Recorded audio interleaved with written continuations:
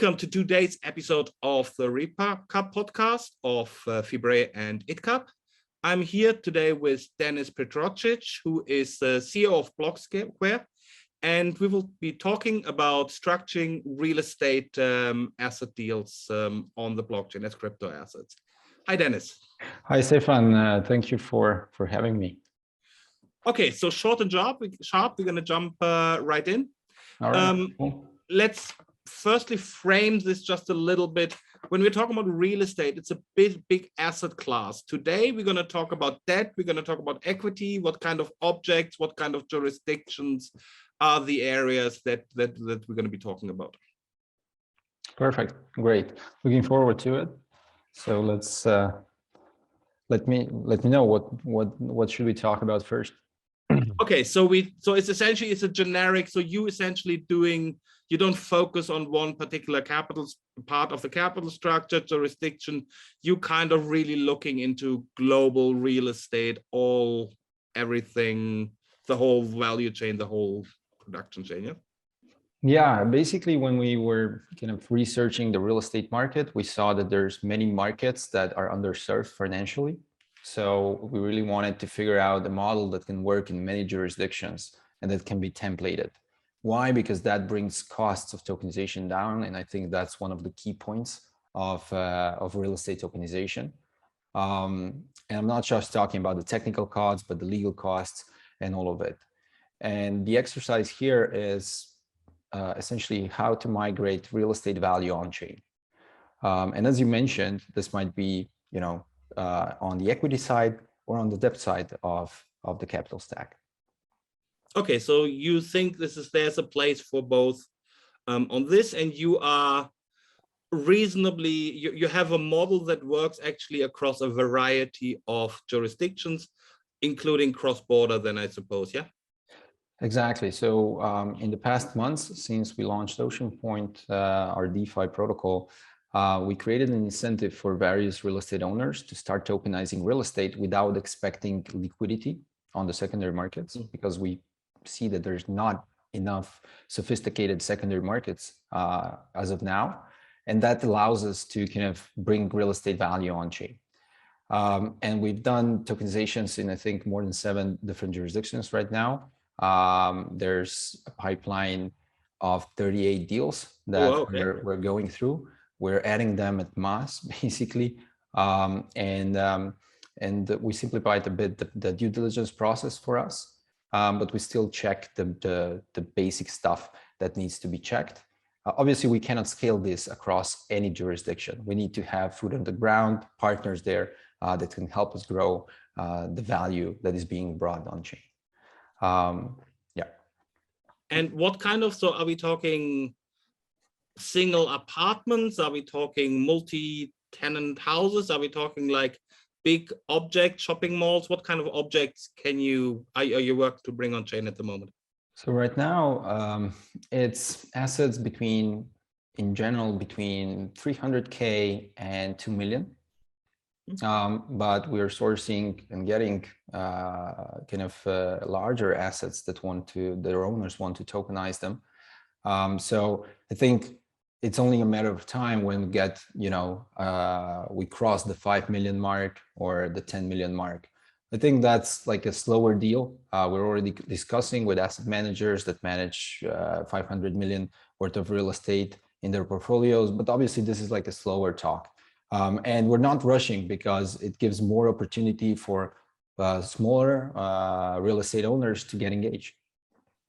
And so is your typical guy sort of some private investor who has like the archetypical UK buy-to-let landlord who wants to now tokenize their deal, or is it more a professional developer? I would say it's more like a private investor at the moment. And what we figured out is, there's usually people that own maybe 1 or 2 units. They usually own actually 3, 4. They want to start with 1 and then slowly maybe to experience it and see how it goes, learn something from it. I think we put a big emphasis on learning, educating people throughout the process. And yeah, so that's currently where we get the traction. Okay, that's really interesting. And can we talk about, so obviously we know how real estate deals work in practice, and certainly we know how real estate work. Everyone who has bought or sold an apartment knows that this is quite a process.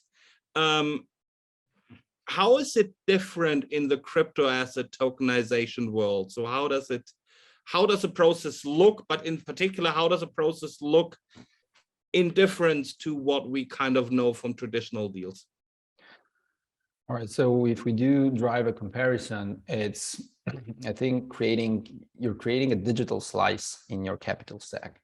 Let's say a very simple capital stack, 20% equity, 80% debt.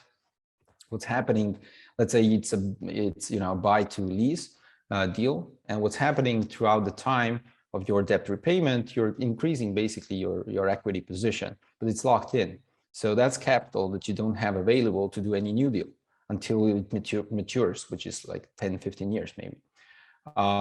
Now, if you consider adding this tokenization slice on 10% of the whole value, which might be a proportion of your equity, that can release that equity into available cash that you can reinvest maybe in another deal.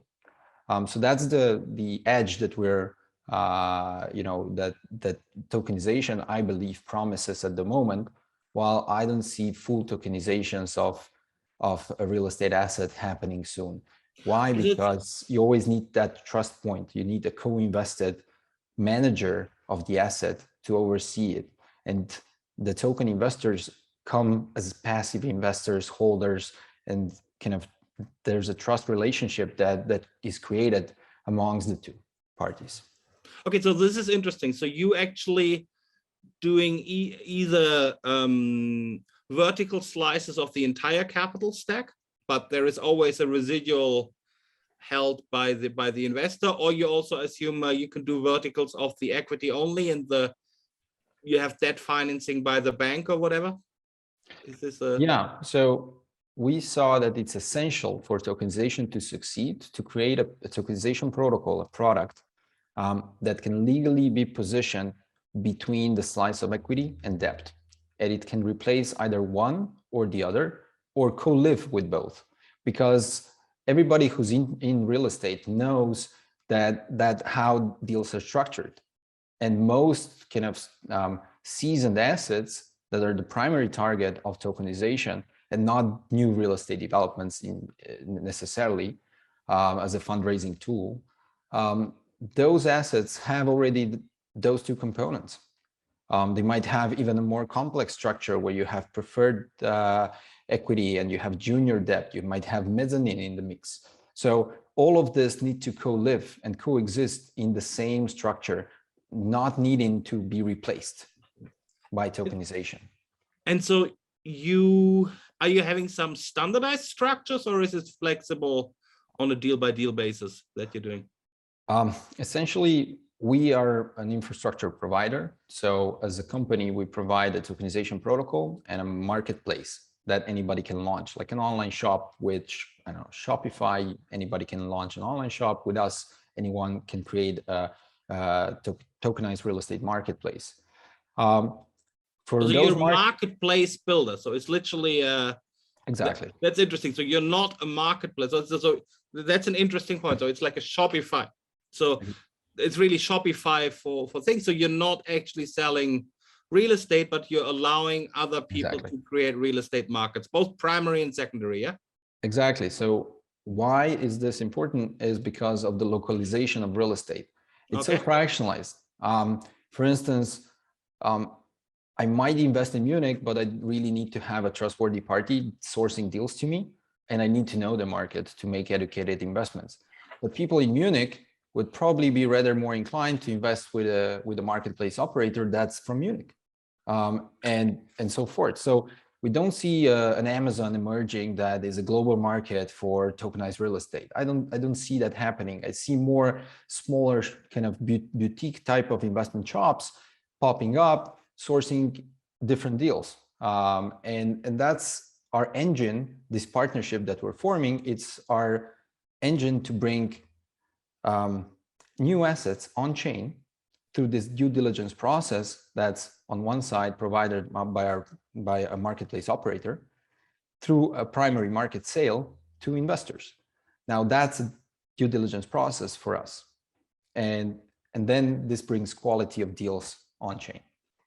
Okay, so you have a shop, but it's a bit more, it's a Shopify plus quality control kind of, you give a little bit your stamp of approval on, okay, this guy is selling it, but there is a certain stamp of approval that what they're selling is the real thing, as opposed to just whatever, a package of a box of an iPhone rather than an iPhone like we get often on, or sometimes we get on eBay or whatever, that you can get these. Yeah, so we help structure the tokenization deal in a standardized manner so that participants can always look at the same set of data and assess an investment. So we're trying to standardize how real estate value is tokenized.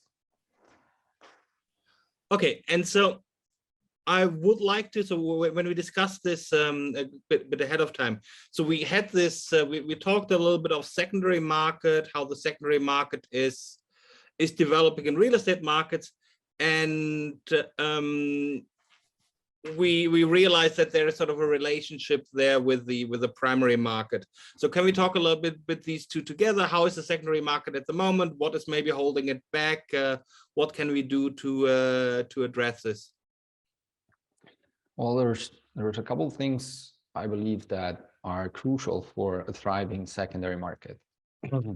One thing is education. So people need to understand that entering tokenized real estate deals is, has a certain structure, and that comes to standardization. I believe there's going to be many different forms of tokenizing real estate value. Why I'm repeating myself by saying real estate value, because you mentioned in the beginning, we have the structuring of debt, which is present in real estate, of equity.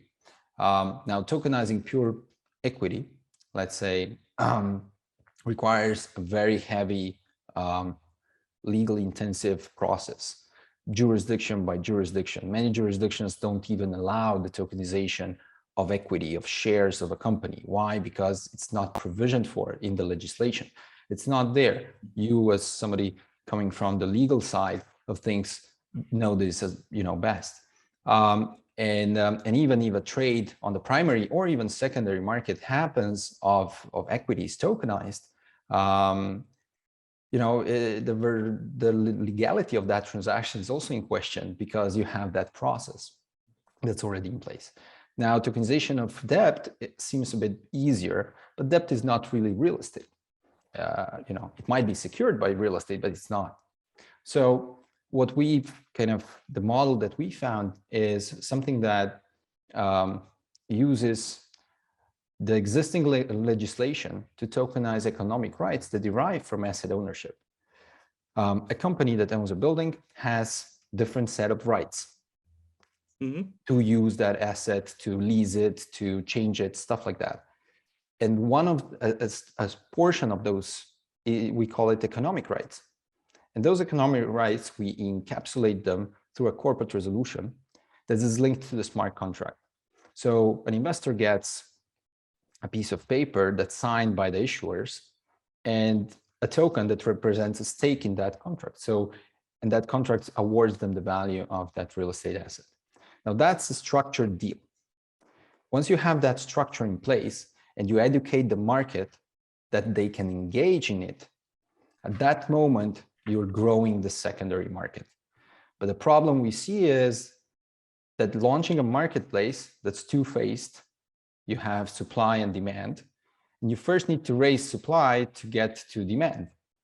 Now, if you don't have the supply side, you cannot talk to the demand side, would you want to, invest? And that kind of asynchronicity is the real problem, the chicken and egg. So what we're doing, we're using DeFi to get real estate assets structured, as I mentioned, on-chain, first thing. After that is done, once we get 200 million, 300 million worth of real estate on-chain, right now we're something like around 30 million. And once we get to a certain level of size, at that moment, it's much easier for a marketplace operator to take some of that supply and offer it to a client base of investors. So these are the steps I believe need to come in place for a secondary market to actually become thriving. Okay, so and that's an interesting segue actually into the last question that I have. So what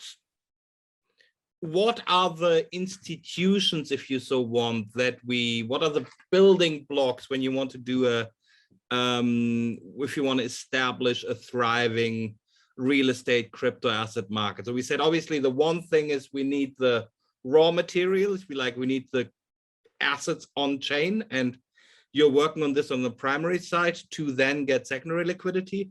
But what do we need in terms of institutional framework? Well, or operators protocols, yeah, these kind of things, not like regulatory framework, more like what are the things that need to be done, and what are the people or the contract that we need them to be doing it.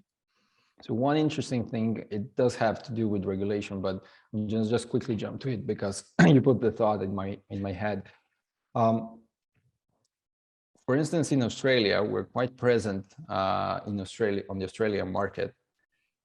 As of the 1st of July, Australia will accept a new law, a new regulation, which allows companies in general to raise money or attract investors through a corporate resolution.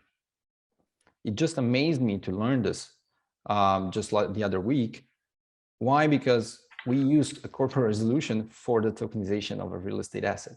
Now, this means that once that is triggered, it's just a step away of just standardizing for Australia the whole tokenization process. And that opens up trust on the market. Now, let's leave that aside. I believe that in terms of protocols that need to come into place for a thriving secondary market, I believe is companies that pool institutional money. It can be 10 million funds. It doesn't need to be big funds to solely invest in tokenized real estate. It's as simple as this. And the beauty of investing in tokenized real estate is that you can create diversified portfolios or diversified baskets for end users, the non-blockchain enthusiasts that want to invest. You can create, let's say you have a 10 million fund, you invest across 100 properties. And out of those, let's say 30% are commercial real estate and 70% are residential real estate. And you can create baskets. You can say, okay, this is you then can securitize the 30% being commercial real estate, launch on an exchange like 0x, for instance, not 0x, it's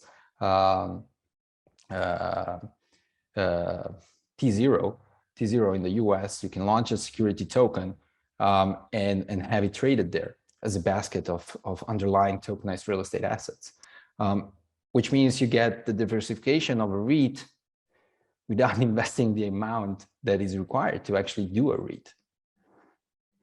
Okay, that's interesting. Okay, Dennis, we are actually running out of time. So I thank you very much for your time today. This was super interesting, and I hope to have you back again and talk a little bit more about some of those things. Thank you, Stefan. It was indeed interesting and a cool initiative for this podcast. Thanks. Bye. Bye. Cheers.